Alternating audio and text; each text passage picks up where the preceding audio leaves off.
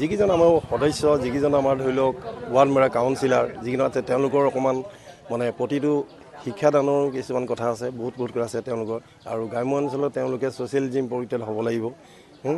আৰু আজি আমাৰ পৰা যিটো ভোটদান বিচাৰি আহিছে, আৰু আমি সকলোৱে মিলিজুলি আমি এখন সমষ্টি পঞ্চায়ত গঠন কৰিবৰ কাৰণে আমাৰ যিখিনি মানুহ আহিছে তেওঁলোকে সুন্দৰ হিচাপে নিজৰ বিবেকেৰে এটা ভোট দিয়ক, ভোট দি এখন সমষ্টি পঞ্চায়ত এখন গঠন কৰিবলৈ চেষ্টা কৰক। যিসকলে আমাৰ উন্নয়নৰ কাৰণে তেওঁলোকে চৰকাৰৰ পৰা যি বস্তু পায়, যি আপুনি পায়, সকলো যেন আনিব পৰা তেওঁলোকৰ হাতত শক্তি আৰু পাৱাৰ থাকে। ইতিমধ্যে আমি আপোনালোকে সকলোতো গম পাইছে, এবাৰ ৰংপুৰবাসী, মোৰ দৃঢ় বিশ্বাস যে এবাৰ ৰংপুৰবাসীয়ে আমাৰ নৱপ্ৰজন্মক এই ৰংপুৰ পঞ্চায়তখন গতাই দিব। আৰু মই এবাৰ 28 নং ৰংপুৰ আঞ্চলিকৰ ৰাইজৰ দলৰ কাউন্সিলৰ পদৰ প্ৰাৰ্থী।